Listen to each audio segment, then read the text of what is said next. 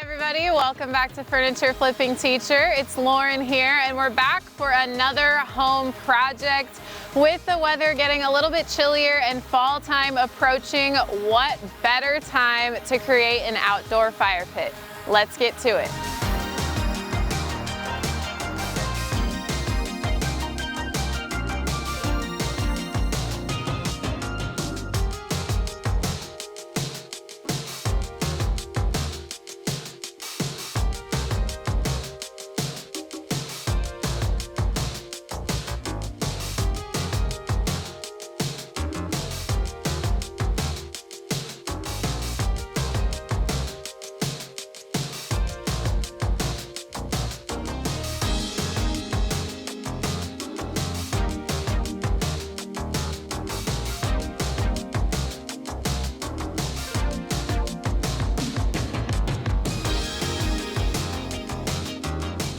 We've been planning and prepping this project for a couple of months now, basically since we moved in, and we're really excited. We've chose out this space because it's the more open space. There's not any trees above us, but just surrounding us, and we think that this is going to be just the ideal spot for us to have our fire pit and our seating area. And in those couple of months of planning and prep, we knew that we needed to call 811. 811 will come out and they will send people to check for power lines and water lines and gas lines and cable lines. And so Neiman and I spray painted the perimeter around where we will be digging. And then the people came out, and as you can see, there's a few spots where there are some marks, but we are reassured that they are about 2 to 3 feet underground when we're only going to be digging about 6 inches. So no big deal there. We're not going to hit any lines, but that is just a mandatory thing that you need to do if you are ever planning on digging, is to call 811. Our first step in this was that I kind of laid out with twigs and stuff like that a little bit of a shape of what I was thinking for the design. And we're going to be doing a hexagon design, and then the fire pit is going to be a circle. So the very first thing we need to do before we even start digging is to mark off the correct measurements for our hexagon design. So I've got my tools here, things that I think we're gonna need. This is a total DIY, my own plan and some ideas that I came up with. So we're kind of just winging it, but I'm pretty sure that it's gonna turn out pretty cool. All right, so like I said, we're gonna be doing a hexagon design, and that's gonna be the outside, and then the fire pit is gonna be in the middle. So there's gonna be a circle right here in the middle. And I took my Cricut actually, and I got a perfect hexagon cut out. And the reason is because I want the angles to be perfect for the hexagon. I don't want anything to be off center or anything like that. So I did a small one, but what we're gonna do is we're gonna put this in the very middle of our fire pit, and then we're gonna be measuring out 14 feet. Of each of these lines is going to be 14 feet out from the middle of the area. So this is going to be basically our center point, our compass, and everything like that. If you don't have a Cricut to cut out a perfect hexagon, you can use a protractor or a compass to help you get a perfect shape. The hexagon angles are 30 degrees because we've got 180 degrees, and then there's going to be six angles, so they're all going to be 30 degrees. Okay, so I am going to take a stake, and this is the middle, and I want my sides to be on the sides toward the house and toward the shop. So that's going to be my long side, so I want to make sure that the long sides are going there, and then that my points are going away from each other.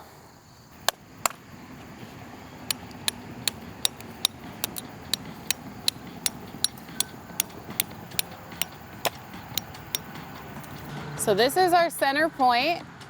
Now what we're going to be doing is we're going to be taking string And we're going to be, I'm gonna tie this around, and then we're gonna be measuring 14 feet out of each angle, and we'll tie it down with some other stakes, and then we'll spray paint these string spots so that we know that's where we're gonna be digging.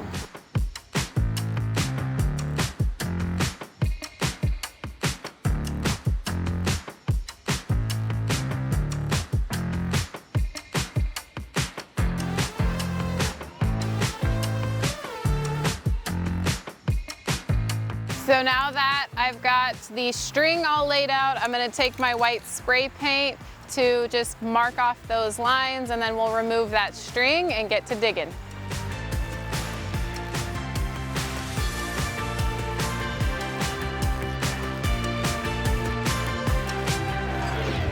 The plan is to just do the perimeter at first, and just as a scope, big picture, we're just going about 2 inches down because I just want to get everything leveled out and nice. And what the plan is to put gravel over the top of this outside area, and then we'll create our fire pit in the middle. So that's why I want to just get it all leveled out before we go creating that fire pit. All meat, deep dish. I think it's 3 meat. From Little Caesars. We're gonna need some carbs and some protein if we're going to get this project done with all our might.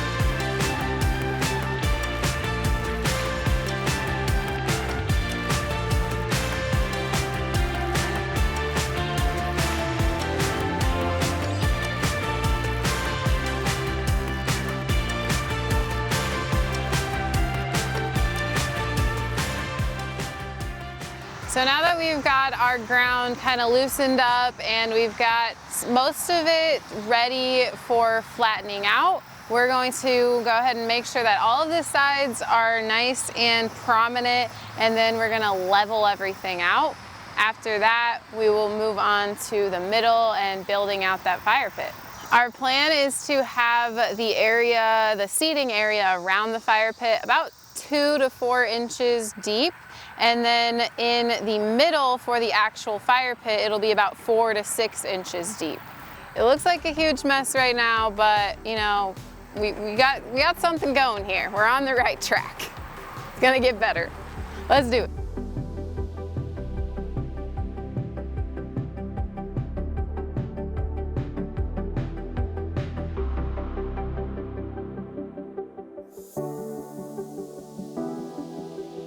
Okay, we've still got our center point here, and I'm going to attempt to do this to get the center point and then the perimeter of the fire pit where we need dug out. I'm going to try and spray it with the spray paint by attaching that in there and then putting the string on here and hoping that I can make the mark like a perfect circle. Let's try it.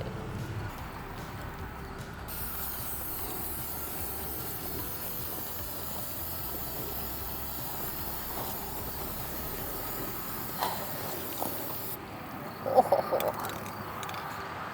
That was pretty perfect if I do say so myself. So now we don't really need our center point anymore because we've got our circle drawn. We will just dig that about 1 inch lower than the rest of the dirt, and we'll be ready for our next step, and we'll be hopefully done digging. All right, we're gonna call it a day. We got most of our digging and leveling out all finished up. This was luckily the most strenuous day that we are gonna have. We're gonna call it a night and we'll be back tomorrow to just really make it look like it should look, make it all look pretty. We are on day 2 of our fire pit patio area build, and basically all we've got going here is we're gonna level out this area that the actual fire pit is going to be in, so that way we can have a level area for our bricks, and then in turn our bricks will lay level and flat. Now that we've got it leveled out on the bottom, we need to go ahead and make that edging straight down instead of slanted down. That way those bricks can butt right up against the edging here, and then the bricks will go in straight.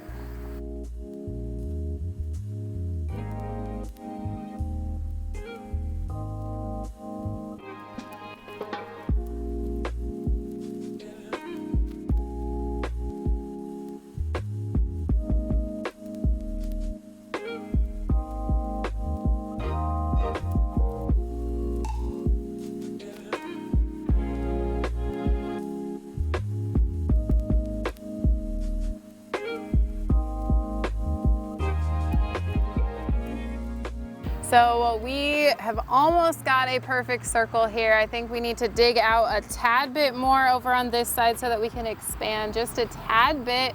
Our goal is to make these angles all even between the bricks, and we're doing an inner angle, but we don't want it to be too big, but they all need to be even in order for it to form that perfect circle.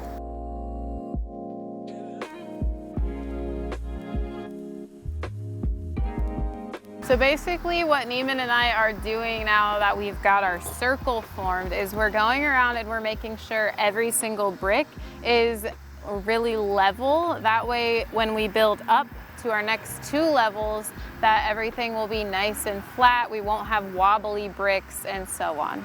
It is a very tedious process, but I'm just glad it's not strenuous. But we will be here for a little while making all these bricks nice and level.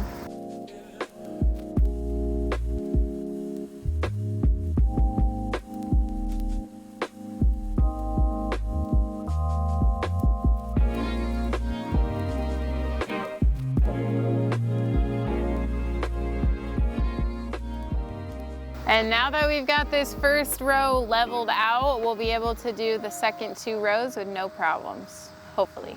Cross your fingers. For our first time, Neiman and I did a pretty good job.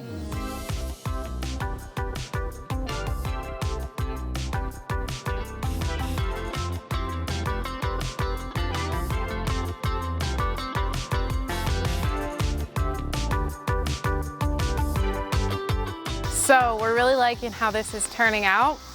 Our design plan kind of changed just as we manipulated the bricks. So around the base we've got 12 bricks, and then on the top 2 layers we just decided to go with 11 just because of the little lip on the bricks, and plus it kind of looks cooler as well. So that'll give us still a really big fire ring. And now what we've got to do is around the edges down here is we'll be filling that in with some more dirt. We don't want to cover these bricks, but we just want to fill in around the outside so that it won't be seen that there's this big gap. So that's our next step, and then we'll be leveling out the rest of the surrounding area so that we can lay down the weed fabric cover.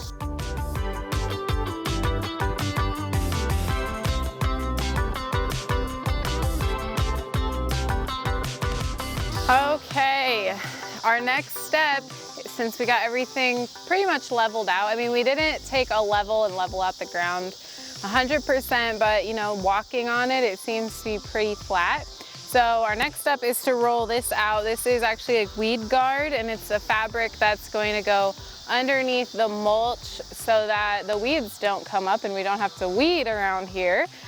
So we're just gonna lay this out in the best fashion possible, which I'm thinking we're gonna go along the edges first and then kind of do smaller pieces as we work ourselves in.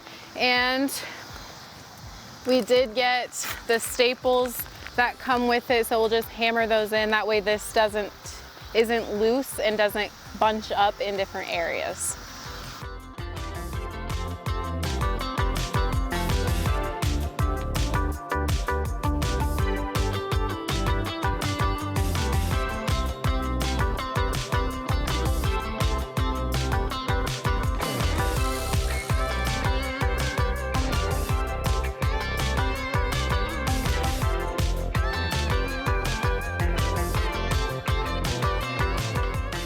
Well, we got all of that weed cover laid down and we had enough. I was questioning my judgment again.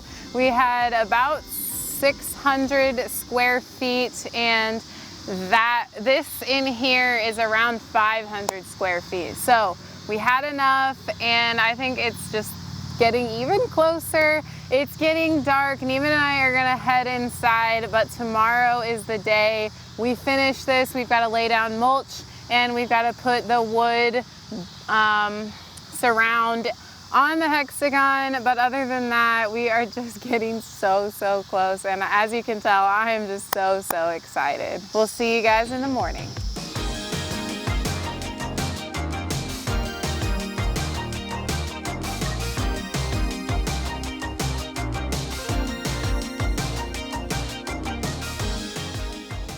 All right, so right now we've run into the issue that essentially we thought that we had 14-foot sides, but some of the sides over there are shorter, some of the sides over here are longer. So the back half of the hexagon, it looks amazing and it fits, but from the middle to the front or towards the driveway side of the hexagon is a little bit rougher. So we are going to dig a little bit more dirt out and basically open up the hexagon a little bit. That's just part of the game. So that's gonna set us back a little bit, but we got to do it.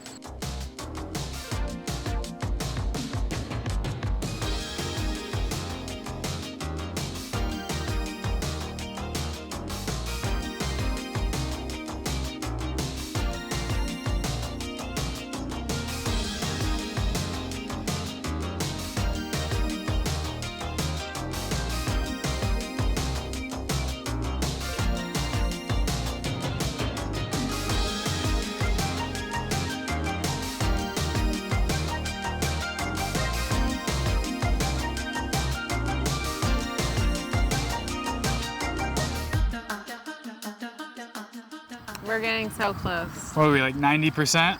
Probably, at least for today, yeah. Yeah, You know, for phase one. Yeah, this is definitely phase one of our plans, but we got all of the wood pieces level and it looks Solidified and packed in. Looks really good. The hexagon, I'm still just a really big fan of that design, and it finally worked out once we got those kinks ironed out. But you know, first time doing this, it's really not been too bad. It's been more of a learning experience than anything. We now know that if we want to do 14-foot sides, then we've got to dig a little bit farther out than 14 feet. Yep, can't dig exactly 14 feet. Yeah. It's 2 o'clock and it is time to lay the mulch. Yeah, we decided to go for mulch to line the middle of the area where people will be sitting and things like that. We're doing black mulch. We decided that, one, because it's pretty cost effective, and two, we think that black aesthetic in the middle will just kind of come together. Contrast really well with everything. The wood, the charcoal gray, bricks in the middle, and then our later plans as well. So we're gonna, right now we got 12 bags of mulch. They're how much? 2 cubic feet they should cover. So yeah, we just kind of guesstimated. So we'll see if we have enough. If not, we have a little bit of time to go and run and grab some more if needed. Yep. But one of the final steps of phase one. Yeah. So we're gonna lay down some mulch. All right.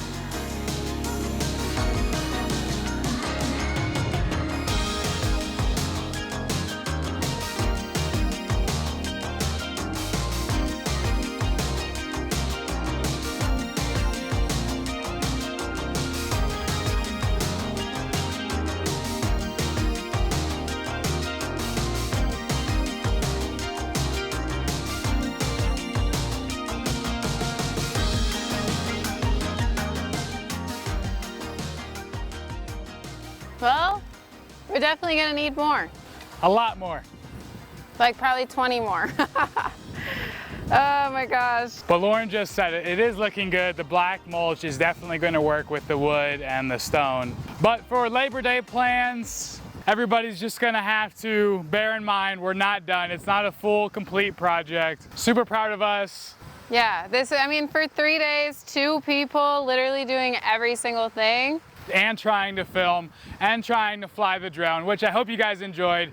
That was totally Laura's idea to buy a drone and to utilize it on this project. And we can't wait to use it on even more projects, maybe even some furniture projects. But considering the time and all that we had to do with the time that we had to get this done, I think we did a great job, babe. Yeah, we did a great job. And this was our first DIY build-it-yourself project that we did together with my own design, and just seeing that all come to life has been super fun. And just knowing that the hard work that we put in, and then we get to reap the benefits of having this area right outside of our house for us to enjoy and have friends and family over to enjoy as well. So many more projects to come. Thank you guys for watching. Well, that does it for part 1. Yep, that's a wrap. But wait, we've got more coming soon. What do you mean? Well, even though this looks awesome, I'm bougie, she's bougie. We're not bougie, but we do want to create this place and just make it a little bit more welcoming. So we've got some ideas on how we're gonna deck this place out even more to make it more homey and welcoming. And more of an experience for our visitors, for family, and just to create an overall much greater ambiance. Coming soon in the next couple of weeks or so, we are going to have another video for part 2. I did want to go over the numbers really quick with you guys because I thought that instead of, hiring someone out, that with just a little bit of extra work, so I, of course, grabbed Neiman along with me, that we could do this project for a much cheaper price. And between the cedar wood around the outside, the bricks, the mulch, the fabric laying down, we came to a total of only $350. So for a quick weekend DIY backyard upscaling project, I think that that's a pretty good job. We didn't get a quote done or anything to get something like this built, but I would assume that it has to be at least double, triple, if not a few thousand to have the manpower come out here, as well as all of the materials needed. So this was a great alternative to get out, spend some time together, get active, and to really create something of our own. Yeah, and like we said, this is our first time doing a project of any type really together, and we can't wait to do more and have you guys along the ride with us as well. So thanks for watching. That does it for us. Yeah, and we'll see you on the flip side.